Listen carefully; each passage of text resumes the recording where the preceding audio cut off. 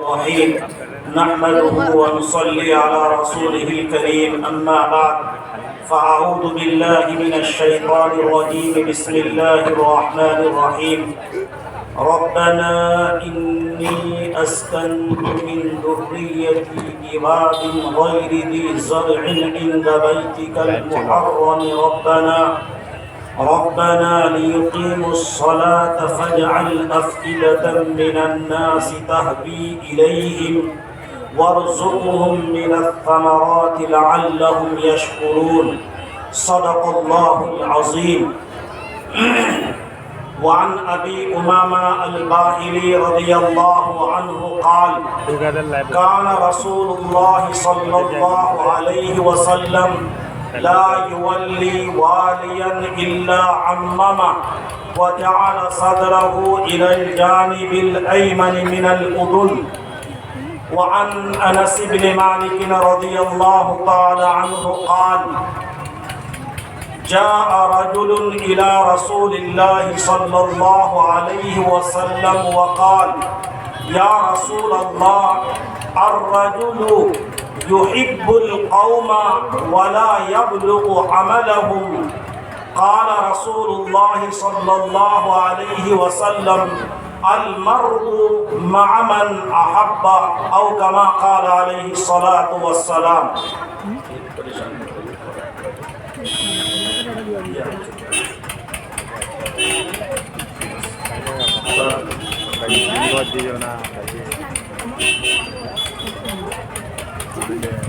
میرے محترم دوستو، بزرگوں، عزیز ساتھیوں، حضرات علماء کرام، مہمانان عزام اور پردہ کے پیچھے بیٹھی ہوئی ہماری مائیں اور بہنیں، یہ مدرسہ امدادیہ مجلس پور بازار کا اہم جلسہ ہے جسے یہاں کے علماء، حفاظ، نوجوان اور تمام مجلس پور والوں نے لمبی محنت، مشقت، آرزو، تمنا کے بعد کان رسول اللہ صلی اللہ علیہ وسلم لا یولی والیا الا عممہ وجعل صدره الى الجانب الایمن من الیمن کہ نبی کریم صلی اللہ علیہ وسلم کی عادت شریفہ تھی کہ جب آپ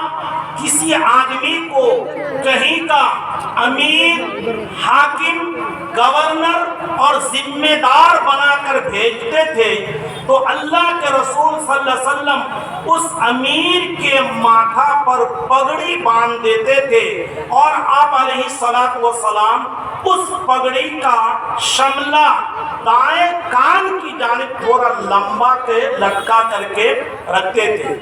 اس حدیث کو صاحب مصنف ابن شیبہ، معجم طبرانی، مسند ابی یعلا نے روایت کیا ہے۔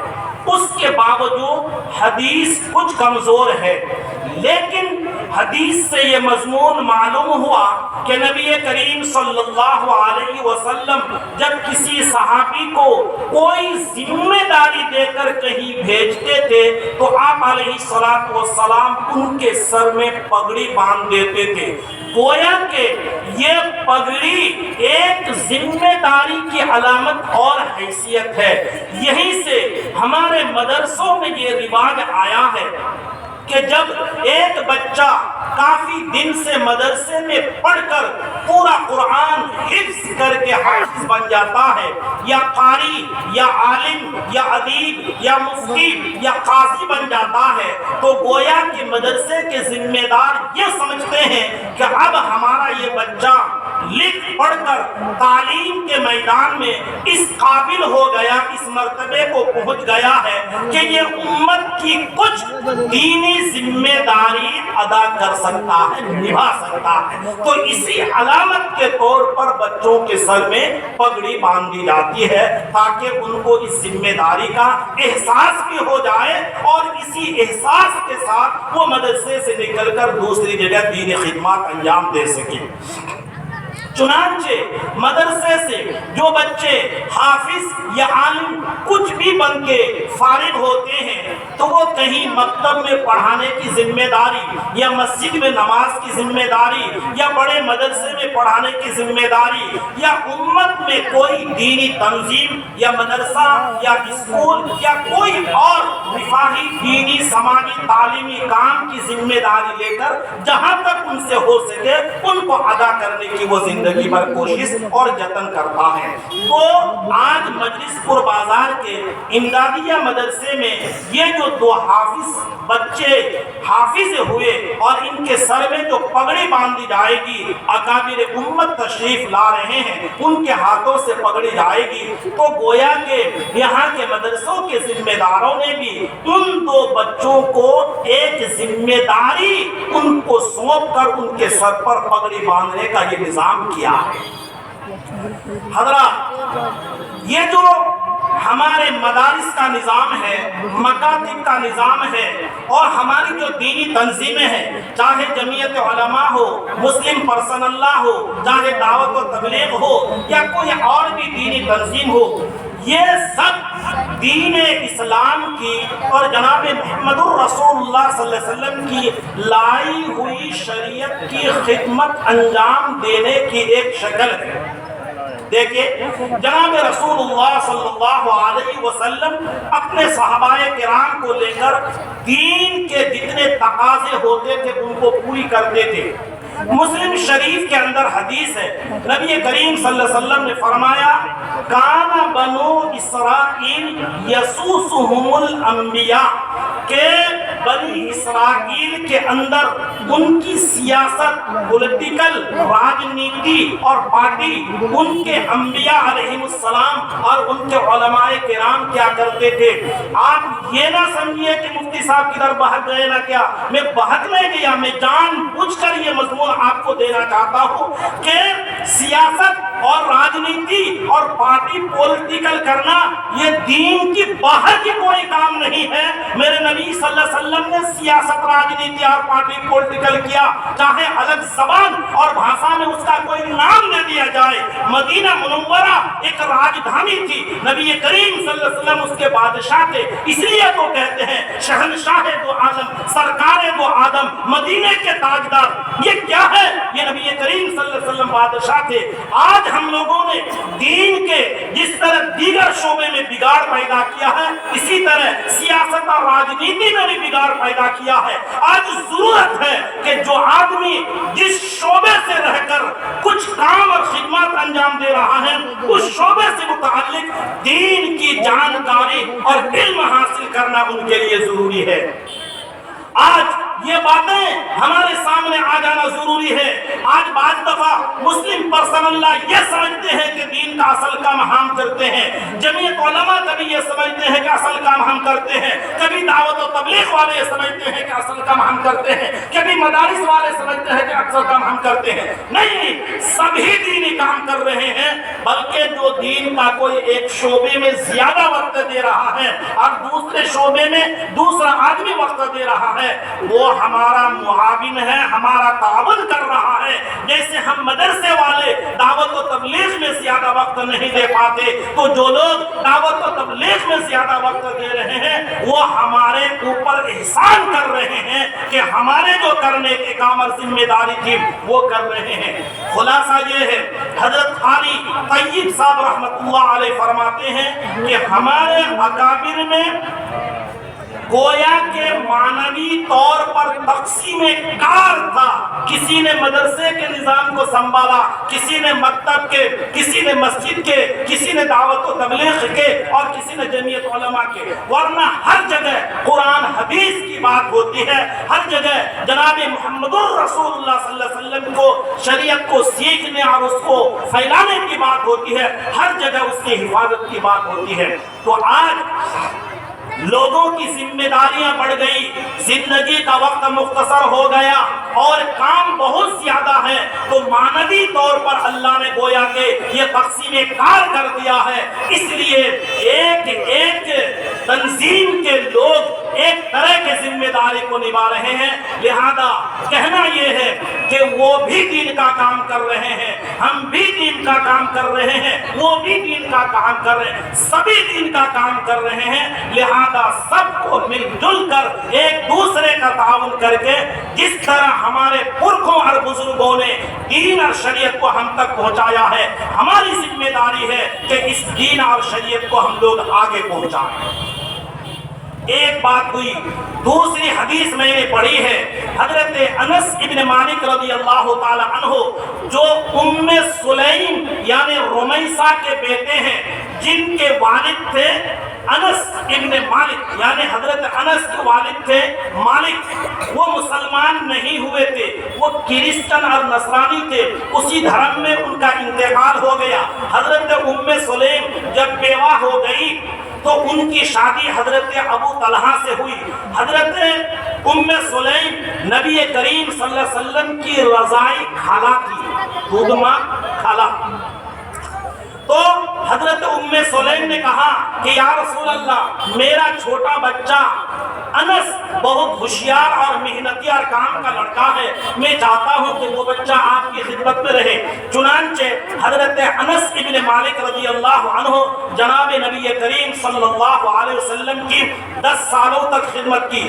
یہ خادم رسول حضرت انس ابن مالک رضی اللہ تعالی عنہ کہہ رہے ہیں کہ ایک دن ایک آدمی نبی کریم صلی اللہ علیہ وسلم کی مجلس میں آ کر کہنے لگے، یا رسول اللہ، الرجل یحب القوم ولا یبلغ عملهم۔ اے اللہ کے رسول، ایک آدمی اللہ والے سے، علماء سے، حافظ سے، دیندار سے محبت کرتا ہے، تعلق رکھتا ہے، ان کے ساتھ اٹھتا بیٹھتا ہے، ان کے یہاں آنا جانا ہے، لیکن کہاں عالم اور حافظ کا مرتبہ، ایک دیندار عالم کا مرتبہ، دیندار آدمی کا مرتبہ، اور ایک عام آدمی جو ان سے محبت کرتا ہے، وہ کھیتی باڑی میں کام کرتا ہے یا بزنس کرتا ہے یا دکان میں بیٹھتا ہے یا کوئی فیکٹری کارخانہ چلاتا ہے، وہ نیکی کر کے اس بڑے عالم اور حافظ اور بزرگ کے مرتبے کو نہیں پہنچ سکتا،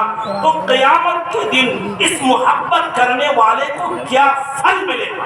کچھ ملے گا؟ تو نبی کریم صلی اللہ علیہ وسلم نے فرمایا، المرء مع من احب۔ نبی کریم صلی اللہ علیہ وسلم نے فرمایا، ہاں سنت اللہ یہ ہے، اللہ کا لا اور قانون اور ضابطہ یہ ہے کہ دنیا میں جو آدمی جس سے محبت کرتا ہے، جن کے ساتھ تعلق اور اٹھنا بیٹھنا رکھتا ہے، کل قیامت میں ان کا حشر، ان کا ٹھکانہ اور ان کی جگہ اسی آدمی کے ساتھ ہوگی۔ کہیے سبحان اللہ۔ تو آج یہ مدرسہ امداد العلوم مجلس پور بازار میں آپ لوگوں کا یہاں جمع ہونا یہ قرآن کی نسبت پر ہے۔ جو 2 بچے یہاں سے حافظ ہو رہے ہیں، ان بچے کے سر پر پگڑی رکھی جائے گی، ان کی عزت اور احترام میں یہاں کے مدرسے کے ذمہ داران نے آج یہ جلسہ بلایا ہے، اور آپ اور ہم لوگ ان کی محبت میں یہاں آئے ہیں۔ تو انشاءاللہ ثم انشاءاللہ کل قیامت میں خداوند قدوس جہاں ان حافظوں کو بڑا مرتبہ اور اعزاز عطا کریں گے، حافظ بچے کے ماں باپ کے سر پر عزت کی تاج رکھیں گے، تو جو لوگ ان کی عزت کے لیے، ان کی حوصلہ افزائی کے لیے، ان کا مبارکباد دینے کے لیے ان کو یہاں اپنا وقت نکال کر آئے ہیں، انشاءاللہ ان کو بھی ان حافظوں کے ساتھ جنت میں ٹھکانہ ملے گا۔ کہیے سبحان اللہ۔ میرے دوستو، اللہ تبارک و تعالیٰ نے قرآن کریم میں ابو الانبیاء سیدنا حضرت ابراہیم علیہ السلام کا واقعہ کئی جگہ بیان کیا ہے۔ حضرت ابراہیم علیہ السلام عراق کے رہنے والے تھے، ان کی شادی ہو گئی تھی، حضرت سارہ سے 80 سال کی عمر ہو گئی، ان کی کوئی اولاد نہیں تھی۔ اللہ کے حکم سے حضرت ابراہیم علیہ السلام عراق سے ہجرت کر کے اپنی بیوی سارہ کو لے کر ملک شام چلے آ رہے ہیں۔ یہاں جب ملک شام پہنچے ہیں جس کو آج سیریا کہتے ہیں، تو یہاں کے بادشاہ کو معلوم ہوا کہ یہاں پر کوئی آدمی آیا ہے پردیسی، اس کے ساتھ جو عورت ہے۔ بخاری شریف جو حدیث کی سب سے بڑی کتاب ہے، جس کو پڑھے بغیر کوئی آدمی عالم نہیں ہوتا، جس میں 1129 صفحات ہے، جس کے 2 جلد ہیں، جس میں 7262 حدیث ہیں، اس کے اندر حضرت محمد بن اسماعیل بخاری رحمۃ اللہ علیہ نے 474 صفحہ پر پہلی جلد میں اس حدیث کو نقل کیا ہے۔ چنانچہ حضرت جناب محمد الرسول اللہ صلی اللہ علیہ وسلم نے فرمایا کہ جب حضرت ابراہیم علیہ السلام اپنی بیوی سارہ کو لے کر ملک شام پہنچے ہیں، تو وہاں کے بادشاہ نے کہا بلغنی جاء رجل من نسائه احسن النساء، مجھے خبر پہنچی ہے کہ ایک آدمی اپنی بیوی کو لے کر اس ملک میں آیا ہے، اور جو عورتوں میں سب سے حسین اور خوبصورت عورت ہے۔ خود بادشاہ نے یہ قانون بنا رکھا تھا کہ اگر ہمارے ملک میں کوئی آدمی اپنی بیوی کو لے کر آتا ہے تو اس کی بیوی کو ہمارے ساتھ رات گزارنی پڑے گی اور ہم اس کی عزت سے کھلواڑ کریں گے۔ حضرت ابراہیم علیہ السلام کو جب یہ خبر پہنچی بہت پریشان ہو گئے۔ اس واقعے کا مختلف ٹکڑا آپ لوگوں نے سنا ہوگا۔ حضرت ابراہیم علیہ السلام بہت پریشان ہوئے، اور اتنے میں بادشاہ کی طرف سے آدمی آ گیا کہ بادشاہ نے اس عورت کو بلایا ہے۔ حضرت ابراہیم علیہ السلام کے دل میں بات آئی کہ میں نے سنا ہے اگر بادشاہ کو یہ معلوم ہو جائے کہ عورت مرد کی بیوی ہے تب تو اپنے پاس بلا کے ظلم کرے گا، لیکن اگر یہ معلوم ہو کہ عورت مرد کی بیوی ہے تو ظلم نہیں کرے گا۔ چنانچہ حضرت ابراہیم علیہ السلام نے اپنی بیوی سارہ کو بتایا کہ دیکھیے اگرچہ ہم لوگ میاں بیوی ہیں، لیکن اس وقت دنیا میں ہم دونوں کے علاوہ کوئی اور مسلمان نہیں ہے، اور مسلمان آپس میں بھائی بہن ہوتے ہیں، اس لیے ایمان اور جان بچانے کے لیے تولیہ کرتے ہیں۔ اگر میرے پاس آدمی آ کے پہنچ گیا، زور زبردستی کیا، تو میں یہ کہہ دوں گا کہ یہ عورت میری بہن ہے، دینی بہن کو ہو۔ اب تم سے پوچھے تم یہ کہہ دینا کہ یہ مرد میرا بھائی ہے۔ چنانچہ حضرت ابراہیم علیہ السلام نے کہا کہ یہ عورت میری بہن ہے، اور عورت نے کہا کہ یہ مرد میرا بھائی ہے۔ لیکن ظالم بادشاہ جس کو نبی کریم صلی اللہ علیہ وسلم نے جبار من الجبابرہ کہا ہے، نہیں مانا۔ بہرحال حضرت سارہ کو زبردستی اس ظالم بادشاہ کے دربار میں لے جایا گیا۔ چنانچہ جب ظالم بادشاہ نے حضرت سارہ کو اپنے پاس کمرے میں بیٹھا کر رات کے وقت اندر سے سب دروازہ بند کر دیا، حضرت سارہ سمجھ گئی کہ اب میری عزت کو خطرہ ہے اور میرے ایمان کو خطرہ ہے، میری جان کو خطرہ ہے۔ کیا ہماری ماں بہنیں بھی سنیں، حضرت سارہ نے پانی منگایا، وتوضأت، اور حضرت سارہ نے وضو کیا، وصلت، اور وہ نماز پڑھنے لگی۔ حضرت سارہ نے اطمینان سے 2 رکعت نماز پڑھی۔ میں کسی کتاب کا کوئی واقعہ نہیں سنا رہا ہوں، قرآن کریم کے بعد بخاری شریف جو اصح الکتب ہے اس کی پہلی جلد میں صفحہ نمبر 474 میں یہ حدیث موجود ہے۔ تو حضرت سارہ رضی اللہ تعالی عنہ نماز سے فارغ ہونے کے بعد اللہ سے دعا کی۔ حضرت سارہ نے جو دعا کی تھی، ہماری ماں بہنیں دعا کے ان الفاظ کو یاد رکھیں۔ حضرت سارہ نے کہا تھا اللہم ان کنت آمنت بک وبرسولک، اے اللہ اگر آپ کو یہ بات معلوم ہے کہ یقین کے ساتھ میں آپ پر ایمان رکھتی ہوں، آپ کے رسول کے اوپر ایمان رکھتا ہوں، اور اے اللہ میں نے اپنی عزت کے اوپر اپنے شوہر کے علاوہ کسی کو ہاتھ لگانے نہیں دیا ہے، فلا تسلط علی الکافر، اے اللہ تو آپ میرے اوپر کسی کافر اور نافرمان کو مسلط اور غالب مت کیجیے۔ بخاری شریف کے اندر حدیث ہے جب حضرت سارہ نے یہ دعا کیا تو جس طرح ابھی سیریا اور ترکستان میں زلزلہ آیا تھا نا، اسی طرح وہ مکان ہلنے لگا، کپانے لگا۔ یہ ظالم بادشاہ سمجھا کہ اب تو میں ہلاک ہو جاؤں گا، مر جاؤں گا۔ وہ ظالم بادشاہ حضرت سارہ سے درخواست کرنے لگی کہ آپ دعا کر دیجئے میں بچ جاؤں، میری جان بچ جائے تو پھر میں آپ سے کوئی غلط کام نہیں کروں گا، آپ کے بدن پر ہاتھ نہیں لگاؤں گا۔ چنانچہ حضرت سارہ نے بھی یہ سمجھا کہ اگر یہ ظالم مر گیا تو پھر صبح کو لوگ مجھے اور میرے شوہر کو اس جرم میں مار ڈالیں گے کہ ہم نے اس بادشاہ کا مرڈر کیا ہے۔ حضرت سارہ نے دعا کر دیا اور وہ مکان ہلنا بند کر دیا اور بادشاہ صحیح حالت میں رہ گیا۔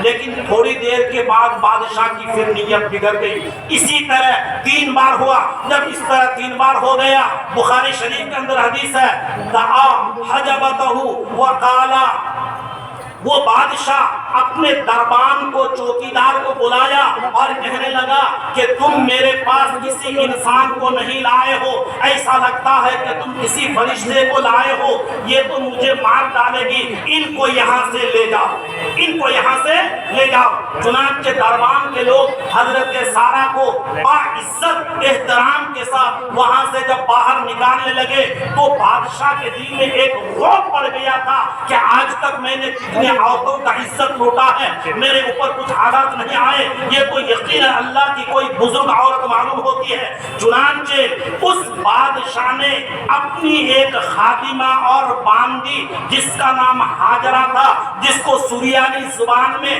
آجرہ کہتے تھے، اس کو خدمت کے طور پر دیا۔ چنانچہ حضرت سارہ اسی خادمہ آجرہ کو لے کر حضرت ابراہیم علیہ السلام کے پاس آئی ہے۔ ہماری ماں اور بہنیں سنیں،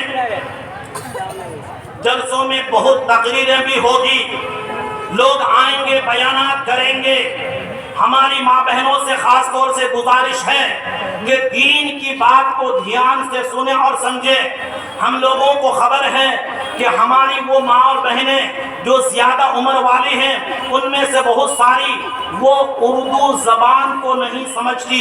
کچھ عورتیں تو کچھ اپنے پڑوس کے ایسے عورتوں کی وجہ سے کچھ بنگلہ وغیرہ بھی سمجھتی ہیں، اور زیادہ تر عورتیں ہماری جو ہے ہماری سرجا پوری اور جو بھیجری زبان ہے وہ سمجھتی ہے۔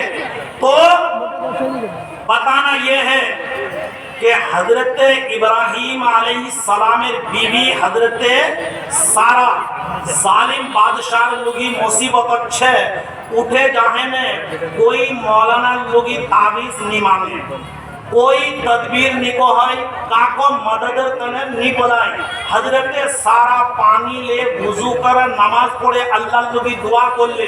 بخاری شریف حدیث، حضرت سارہ اٹھی سے اول خوشی سے کہ جلدی چاہے نے مور شوہر حضرت ابراہیم علیہ السلام خبر دی کہ تی اطمینان رہو، مور نمازر برکت ہے اور تور دوار برکت ہے، اللہ ہمار دونوں جونے جان اور عزت اور حفاظت کو ہے۔ چنانچہ حضرت سارہ خوشی سونگے جلدی جلدی۔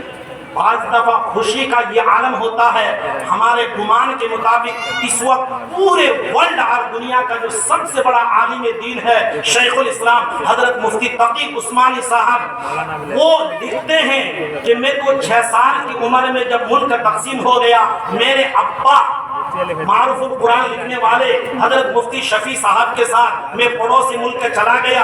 جب سن 80 میں دارالعلوم دیوبند میں 7 سالہ جلسہ ہوا تو وہاں سے اسپیشل ٹرین چلائی گئی تھی دارالعلوم کے جلسے میں آنے کے لیے۔ حضرت مفتی تقی صاحب لکھتے ہیں، جہان دیدہ ان کا کتاب ہے، اس میں لکھتے ہیں کہ جب ہماری گاڑی سہارنپور پہنچی ہے اور بیچ میں کوئی اسٹیشن نہیں ہے، اس کے بعد دیوبند پہنچیں گے، حضرت مفتی تقی صاحب لکھتے ہیں کہ اس وقت میرے دل کی کیفیت یہ تھی کہ گاڑی جتنے تیز رفتار سے دیوبند کی طرف جا رہی ہے، اس سے زیادہ تیز رفتار کے ساتھ میرے دل کا جذبہ اور شوق، خوشی میں قرآن حدیث میں سب کچھ ہے۔ حضرت یعقوب علیہ السلام کی آنکھ ختم ہو گئی، یوسف کے لیے روتے روتے، میں اس واقعہ پر پھر آؤں گا وقت ملا تو۔ تو بہرحال جب پھر بھائیوں میں ملاقات ہو گئی اور یوسف علیہ السلام نے یہ قمیص دیا کہ یہ قمیص لے جا کر میرے ابا کے آنکھوں کے اوپر اس طرح تھوڑا پھرا دینا، ان کی بینائی لوٹ آئے گی. تو ادھر جو ہے بنیامین اور یہودا وہ کنعان سے قمیص لے کر آ رہے ہیں، اور یہاں حضرت یعقوب علیہ السلام کہہ رہے ہیں آجکار ہوا خانات یوسف এর মহক আজকাল হাওয়া খানত ইউসুফের মহক और बेटा लगे बोढ़ाटा खिसियाई गए यूसुफ कहता साल होल हराए गए हैं और खाली यूसुफ यूसुफ यूसुफ कुंडिता यूसुफेर मौत. और कुछ ही दिन में जो है वो कमीज लेकर आ गए कि ये कमीज आपके लिए यूसुफ ने भेजा है, और वो कमीज जो इस तरह आंखों में दिए तो हजरत याकूब नबी के आंख अच्छी. सुभान अल्लाह. तो मैं ये कह रहा था कि हजरत सारा निजेर शोहरत इज्जत बाँचे जाबार जान बाँचे जाबार खुशी खबर को আপনারা तेजी से হচ্ছে और রাস্তাতে বলতে বলতে হচ্ছে कि अल्लाह मोर इज्जत बचा है কি ইতমিনান রহ. যেগুলা শহরের লোকই পৌঁছিয়ে কে শোনাবে তো শহর কাছে महलन या सारा महलन या सारा, यानी हजरत इब्राहिम अलैहिस्सलाम उस वक्त नमाज में है और कह रहे हैं सारा रुक रुक रुक एक रुक रुक एक रुक रुक रुक नमाज. तो हजरत इब्राहिम अलैहिस्सलाम नमाज से फारिग हो तब हजरत सारा पूरा वाक़या सुना दी. हमारी माँ और बहनें बताना ये है कि दोनों मियाँ बीवी एक जालिम बादशाह के नरगे में फंस गए. कितनी मुसीबत है, इज्जत को और जान को खतरा है. वहाँ जाकर हजरत सारा ने इज्जत बचाने के लिए नमाज पढ़ी और शोहर बीवी को जालिम बादशाह के पास भेजकर यहाँ मुसल्ला बिछाकर नमाज पढ़ रहे हैं, नमाज पढ़ रहे हैं. ये बुखारी शरीफ जिल्द नंबर 1 सफ़ा नंबर 474 की हदीस मैंने आप लोगों को सुनाई. इसलिए हमारे मजलिसपुर के दोस्तों, जो लोग प्रोग्राम को सुन रहे हैं या लाइव देख रहे हैं या जिन लोगों तक रिकॉर्डिंग पहुंचेगी, सबसे हमारी दरखास्त है आज भी तमाम दुखों का इलाज अल्लाह ने हमारे लिए नमाज में रखा है. जहां कुरान करीम की 80 आयतों में सराहतन नमाज का हुक्म अल्लाह ने दिया है. 2000 से ज़ायद हदीसों में नमाज का हुक्म किया गया है. आज भी तमाम दुखों का इलाज नमाज में है, नमाज में है, नमाज में.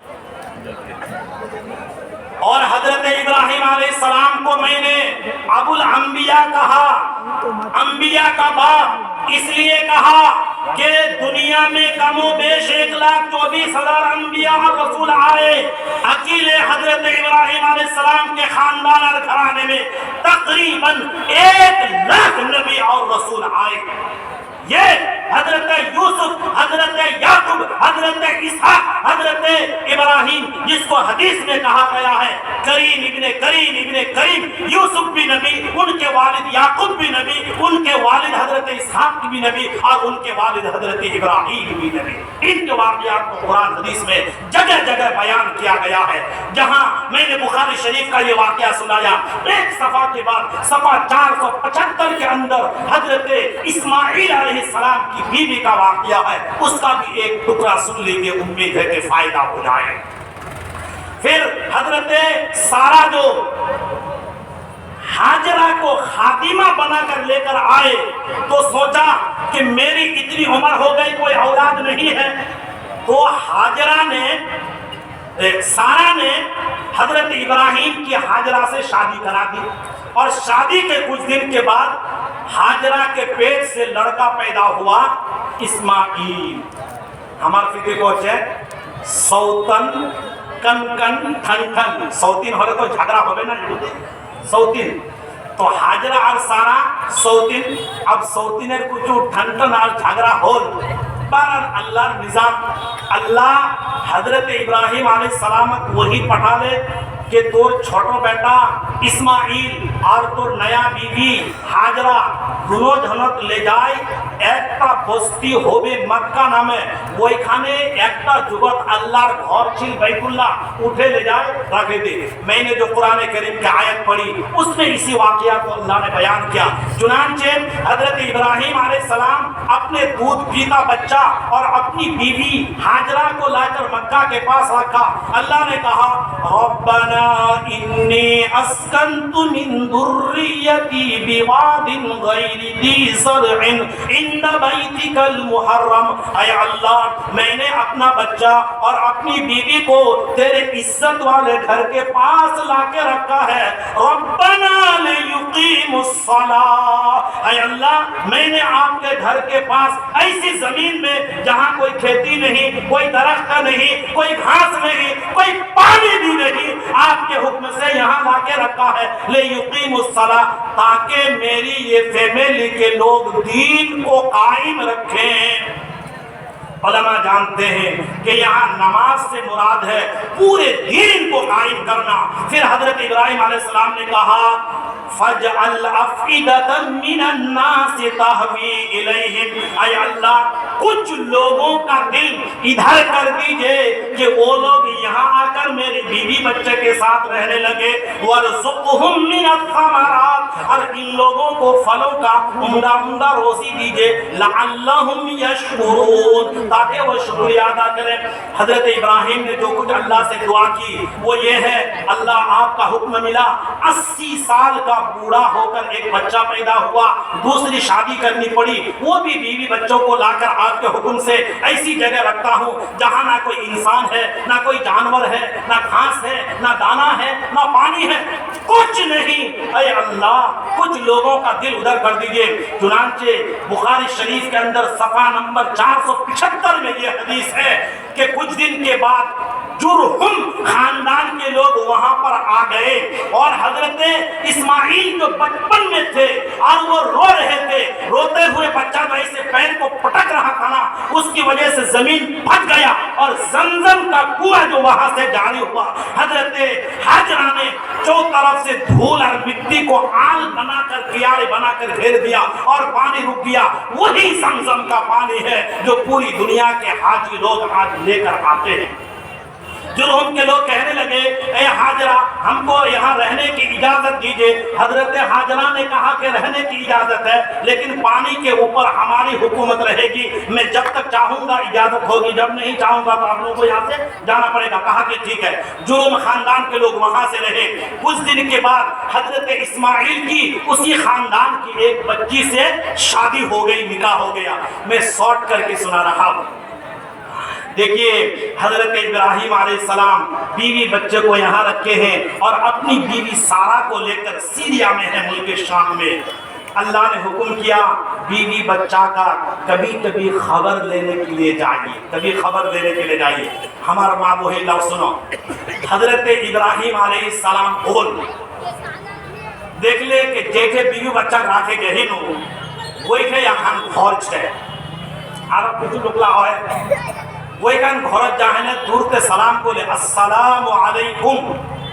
घोरे अंदर से जवाब बोल, कौन?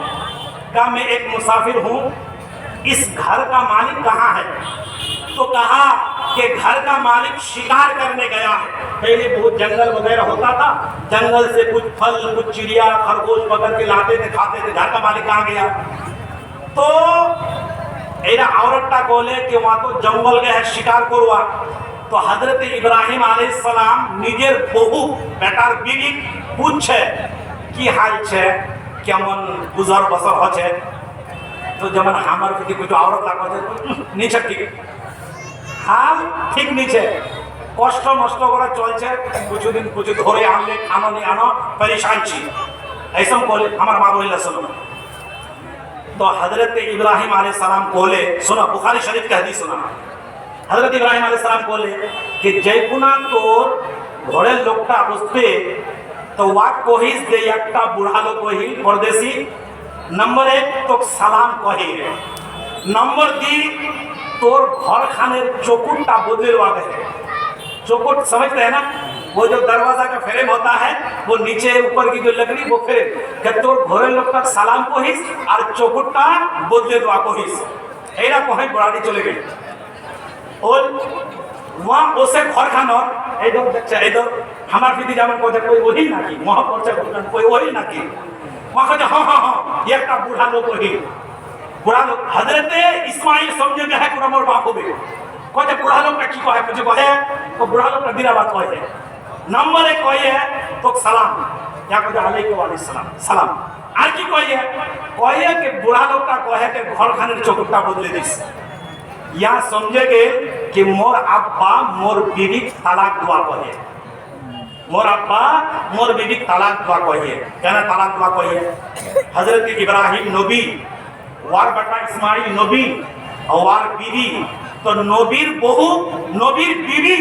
सबर वाला हुआ चाहिए ना जेमन काटे मुखारत हुआ चाहिए अल्हम्दुलिल्लाह अच्छा जी ठीक है दुआ करबन लेकिन नाशुक्री के ठीक नहीं अवस्था तो ऐसा औरत नबीर बहु और नबीर बीवी मुनासिब नहीं हजरत इब्राहिम अलैहिस्सलाम बोले जो रुपा बदले दे हजरत इस्माइल अलैहिस्सलाम समझेंगे लिहाजा पूरा बीवी तलाक देगी बहुत अफसोस होता है हम हाजी साहब हैं उम्रा करने वाले हैं जमाती हैं मौलाना साहब है मुफ्ती साहब है हाफिज साहब है मदरसे के जिम्मेदार है मस्जिद की मुतवल्ली है हम ये हैं वो हैं लेकिन हमारी बीवी साड़ी पहनती है उसके सर में बुर्का नहीं है दुपट्टा नहीं हम सब कुछ हैं हमारी जो बहू आई है वो बुर्का नहीं पहनती है हम सब कुछ हैं हमारी बहन बुर्का नहीं पहनती है हम सब कुछ हैं हमारी बेटी बुर्का नहीं पहनती है तो अगर वो जमाना होता तो उनको भी जुदा करने की बात आ जाए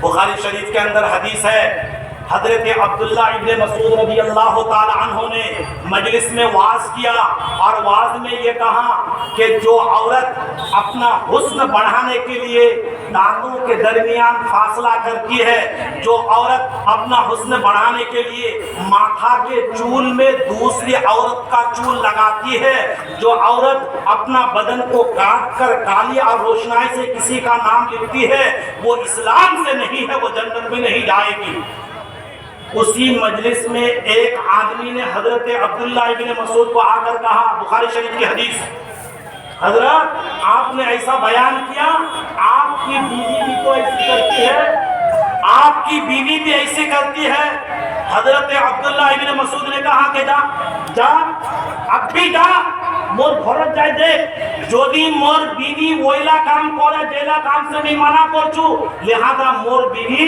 आजकार बाद से मोर संगे रहार काबिल नहीं होबे जा देखे संगे संगे गेल और देखे बोल कि खबरটা गलत ছিল और वार बीवी এরকম काम नहीं करे इसलिए हम लोगों की जिम्मेदारी है आज से 20-30 साल पहले जो हो गया कान पकड़ के अल्लाह के सामने तौबा करके शब बारात की रात में माफी मांग लिया करें और टाइम में माफी मांग लिया करें लेकिन अब जब हमको आलिम उलमा दीन की सही बात बता रहे हैं हर महल्ले में इमाम साहब का बयान हर महल्ले में बच्चे कुरान पढ़ते हैं हर महल्ले में जलसा होता है दीन की बातें हमें मालूम हो रही है उसके बावजूद भी अगर हमारी बीवी के बदन पर हमारी बहू के बदन पर और हमारी बेटी के बदन पर बुर्का नहीं है इसका कोई उज़्र हीला और जवाब नहीं होगा क़यामत के दिन हमको जवाब देना पड़ेगा आप अल्लाह वालों के साथ ताल्लुक रखते हैं अल्लाह वालों के साथ आपका उठना बैठना हो रहा है अल्लाह वालों को दावत देकर अपने घर में ला रहे सिर्फ ये कहलाने के लिए कि इनका ताल्लुक फला मदरसे के साथ है इनका ताल्लुक फला मदरसे के मोहतमिम के साथ है इनका ताल्लुक फला हाजी के साथ है आपने सुना होगा दारुल उलूम देवबंद के बानी हुज्जतुल इस्लाम हजरत मौलाना कासिम नानोतवी रहमतुल्लाह अलैह के साथ एक हाजी साहब उठा बैठा करते थे वो पैंट शर्ट पहनते थे कुछ लोगों ने हजरत नानोतवी को टोका आपके साथ ऐसा आदमी उठता बैठता है जरा मुनासिब नहीं लगता है कोई तदबीर इख्तियार कीजिए हजरत मौलाना कासिम नानोतवी रहमतुल्लाह अलैह ने उस आदमी को एक दिन कहा कि हाजी साहब बहुत दिन हो गया आपने नया कपड़ा नहीं सिलाया تو اس نے کہا کہ ہاں میں نے کپڑا سینے دیا ہے. تو حضرت نے پوچھا کیسا؟ کہا کہ ایسے ہی ہم لوگ جینٹل مین لوگ ہیں، پین اور شرٹ شیروانی سینے دیا ہے. تو حضرت نانوتوی نے فرمایا کہ میرا بھی ایک سیل دیجیے اسی طرح، پین شرٹ ایک میرا بھی اسی طرح سیل دیجیے. حضرت نانوتوی نے کہا تو وہ آدمی شرم سے پانی پانی ہو گیا، کہنے لگا حضرت یہ تو نہیں ہوگا کہ آپ بھی پین شرٹ پہنے، یہ ہوگا کہ آج سے میں بھی پین شرٹ سے توبہ کرتا ہوں اور میں بھی جو ہے کرتا پائجامہ پہنوں گا. تو حضرت نے جو ہے، تو اس لیے میرے دوستو بات اگر کڑوی لگے تو اللہ کے واسطے معاف کیجیے گا، لیکن ہوتا ایسا ہے کبھی کبھی ہمارے نظروں کے سامنے کیا باتیں پڑ جاتی ہیں. دوستو میں بڑے دکھی دل کے ساتھ جو ہے آپ کے سامنے کچھ باتوں کو شیئر کرتا ہوں. ہمارا ادارہ فیض القرآن فکری باری صرف ایک مدرسہ ہی نہیں ہے، وہاں محکمہ شرعیہ بھی ہے، ہم مفتیان کرام کی ایک ٹیم ہے، وہاں آئے دن ایک مسئلہ ہو جاتا ہے. اس کا دو چار باتیں میں ہماری ماں بہنوں سے خاص طور سے جو ہے بتلانا چاہتا ہوں. دیکھیے ایک حدیث جو بخاری میں، مسلم میں، ترمذی میں، نسائی میں، ابو داؤد میں، ابن ماجہ میں، موطا میں، یعنی حدیث کی تمام کتابوں میں ہے اور آپ لوگوں نے بارہا سنا ہوگا. وہ حدیث یہ ہے، حضرت ابو ہریرہ رضی اللہ تعالیٰ عنہ کہتے ہیں کہ جناب رسول اللہ صلی اللہ علیہ وسلم نے فرمایا کہ قیامت کے دن جب اللہ کے عرش کے سایہ کے علاوہ کوئی سایہ نہیں ہوگا، سبعۃ یظلھم اللہ فی ظلہ، 7 آدمی کو اللہ اپنے عرش کے سایہ میں جگہ دیں گے. سنا یہ حدیث آپ لوگوں نے تو سنا ہے، میں صرف ان میں سے 6 نمبر کو سنانا چاہتا ہوں. 6 نمبر ہے، نبی کریم صلی اللہ علیہ وسلم نے فرمایا رجل دعته امرأة ذات حسب وجمال فقال انی اخاف اللہ.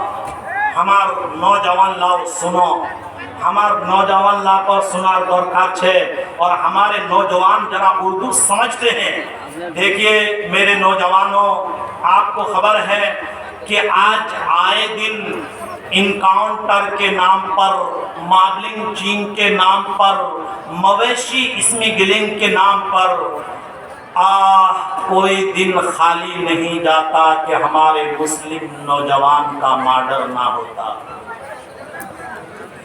دوستو ہمارا ملک انڈیا جمہوری ملک ہے. جب ملک تقسیم ہوا ہم لوگوں نے یہ چوائس کیا، یہ پسند انتخاب کیا کہ ہم اسی ملک میں رہیں گے، اور جب اللہ قیامت میں ہم کو زندہ کریں گے وَمِنْهَا نُخْرِجُكُمْ تَارَةً أُخْرَى، تو ہم اسی انڈیا کی زمین سے دوبارہ قبر سے زندہ ہو کر اٹھیں گے. تو ہم بائی چوائس انڈین مسلمان ہیں، بائی چانس نہیں ہے. اس لیے ہمارے انڈیا کے جمہوری ملک میں ہم اپنے برادران وطن کے ساتھ مل جل کر رہتے ہیں، چاہے مجلس پر بازار ہو، بنگال ہو، بہار ہو یا انڈیا کا کوئی اور اسٹیٹ ہو. ہمارے نوجوان دیکھتے ہیں کہ جب ہمارے برادران وطن کا غیر قوم کا کوئی نوجوان صبح کو دکان کھولنے کے لیے آتا ہے تو وہ بھکتی کرتا ہے، وندنا کرتا ہے، اگربتی جلاتا ہے، وہ پوجتا ہے، پھول لگاتا ہے، وہ چومتا ہے، وہ بھکتی کرتا ہے نا. دھرم کو مانتا ہے نا، دھرم سے ان کا تعلق ہے نا، ان کے دھرم کا حصہ تو یہ ہے نا. صبح صبح کوئی کاسٹمر آ گیا، پیسہ دو ابھی پوہنی کروا ہوئے بہانے صاحب پوہنی کروا کہتا، تو یہ نوجوان کرتا ہے. کیا ہو گیا ہمارے مسلم نوجوان کو؟ دین سے آپ کا کوئی تعلق نہیں، معلوم نہیں آپ نے پیدا ہونے کے بعد کبھی زبان سے کلمہ لا الہ الا اللہ کہا؟ معلوم ہے ایک مولانا صاحب نے فون کیا کہ مفتی صاحب ایک مسئلہ سامنے آیا ہے. مولانا صاحب نے نکاح پڑھایا، کلمہ نہیں پڑھایا، ویسے نکاح پڑھا دیا تو دوبارہ نکاح پڑھانا ہوگا نا، نکاح تو نہیں ہوا کلمہ نہیں پڑھایا تو میں نے کہا کہ مولانا آپ کیا بات کر رہے ہیں؟ निकाह सही होने के लिए कलमा पढ़ाना कोई जरूरी नहीं है, बगैर कलमा के निकाह हो जाता है। गवाह की मौजूदगी में आदमी ये कह दे कि फुला लड़के के साथ मैंने तुम्हारा निकाह कर दिया, तुमने कबूल किया, मैंने कबूल किया, निकाह हो गया। उसमें कलमा का किसी हदीस के, किसी फिक़ह के, किसी तफसीर की किताब में कोई तज़किरा नहीं। वो तो मैंने उनको मसला बता दिया, लेकिन मैं आप लोगों से कह रहा हूँ, हम लोग भी जो आज निकाह पढ़ाते हैं एहतियातन एक दो कलमा पढ़ा देते हैं लड़का और लड़की को भी। आप कहिए कि मुफ्ती साहब जब कलमा कहीं है ही नहीं तो फिर क्यों पढ़ाते हैं? ये पॉइंट तो सुनिए कि क्यों का जवाब दीजिए। एक मजलिस में हम बयान कर रहे थे तो वहां हमने हाथ उठाया कि हमारे जो नौजवान हैं नई नस्ल के, जिनकी शादी होने की उम्र है, कितना नौजवान है कि पांचों कलमा सुना सकता है? कितना नौजवान है कि पांचों कलमा सुना सकता है? पूरे मजमे में ऐसा नौजवान कोई भी हाथ नहीं उठाया तो पांचों कलमा सुना सकता है। हाँ, एक दो कलमा सुना सकता है। जब ये बारी आई कि आप दिन में कितने मर्तबा कलमा पढ़ते हैं तो कोई हाथ नहीं उठाया कि मैं रोजाना कलमा पढ़ता हूँ। अगर मजलिस पूर के जलसे में भी हाथ उठाया जाए तो ऐसा कितना कुछ होगा। इसलिए एक तो ये खतरा है, हो सकता है कि मुसलमान के घर में पैदा हुआ, 2-4 साल की उम्र में खेल कूद के परदेश कमाने के लिए चला गया, आज शादी करने के लिए आया है, कभी भी जबान से कलमा नहीं पढ़ा। अगर जबान से कलमा पढ़ लिया है, बाहर फैक्ट्री में, कारखाना में गैरों के साथ इस तरह मिलजुल के रहता है, हो सकता है जबान से कोई कुफरिया कलमा निकल गया हो, ईमान खतरा रह गया हो। आज निकाह सही हो जाए इसलिए एहतियातन कलमा पढ़ा देते हैं। तो मैं ये कह रहा था कि हमारे गैर कौम के नौजवान तो अपने धर्म का इतना ख्याल करते हैं, लेकिन क्या हो गया मेरी कौम के नौजवान को कि आप आलिम के साथ, मदरसे के साथ, मकतब के साथ, कुरान के साथ, उलमा के साथ ताल्लुक नहीं रखते। रातों दिन आपका एक ही काम है, मोबाइल मोबाइल मोबाइल मोबाइल। तो नबी करीम सल्लल्लाहु अलैहि वसल्लम ने फरमाया 7 में से 6 नंबर वो आदमी जो क़यामत के दिन बिल्कुल सूरज सर के ऊपर होगा और सख्त तरीन गर्मी होगी, जैसा गुनाह होगा इसी तरह पसीना और घाम में आदमी हुबू करता होगा। ऐसे कठिन वक्त में 7 किस्म के लोगों को अल्लाह अपने अर्श के खास साया में जगह देंगे, जहां गोया के धूप से आने के बाद आदमी को फर्स्ट क्लास का एसी मिल गया होगा। उनमें से 6 नंबर का आदमी मेरे नबी ने फरमाया, सुनिए, रजुलुन, ऐसा आदमी दाअतहु इमराअतुन ज़ाता हसबिन व जमालिन, कि उसको खूब मर्तबा, अच्छे खानदान और हुस्न और खूबसूरत वाली औरत बुला रही है, आओ मेरे साथ बुराई करो, आओ मेरे साथ बुराई करो। वहाँ कोई रोकने वाला नहीं है, वो मर्द और औरत अकेले, और औरत भी कोई मामूली नहीं है, ऐसा मर्तबा वाला, खानदान वाली, पैसे वाली और खूबसूरत, जिसके ऊपर हजारों फिदा होते हैं, ऐसी औरत उस नौजवान को बुराई के लिए बुलाती है और नौजवान ये कहता है, इन्नी अखाफुल्लाह, मुझको अल्लाह से डर लग रहा है, मैं बुराई करूं मुझको अल्लाह का डर लग रहा है, लिहाजा मैं बुराई नहीं करूंगा। मेरे दोस्तों, मेरे नबी ने फरमाया, ऐसे नौजवान को अल्लाह अपने अर्श के साये में जगह अता फरमाएंगे।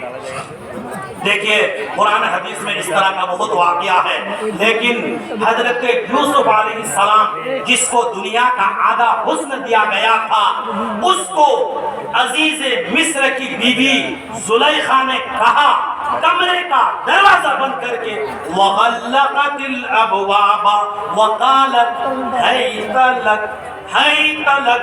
हजरत यूसुफ उनके सामने है, जुलेखा भी खूबसूरत है, सब दरवाजा बंद कर दिया। कुरान कहता है और औरत कहती है, यूसुफ तुमसे कह रही हूँ, لکا تم سے کہہ رہی ہوں آؤ مجھ سے برائی کرو، آؤ برائی کرو۔ حضرت یوسف نے کیا کہا؟ قال معاذ اللہ، قال معاذ اللہ۔ یوسف نے کہا ارے اللہ کی پناہ، اللہ بچائے، کیا کرے اللہ بچائے، کیا کر رہی ہو تم؟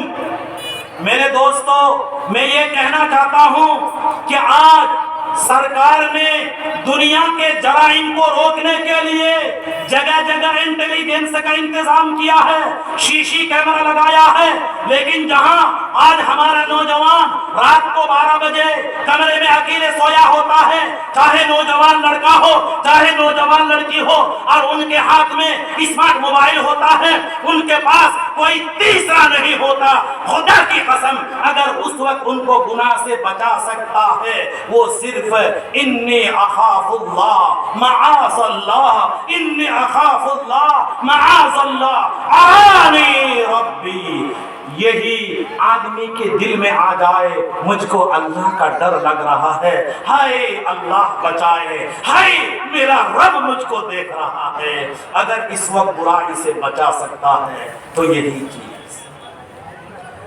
آپ کی سمجھ میں بات نہیں آتی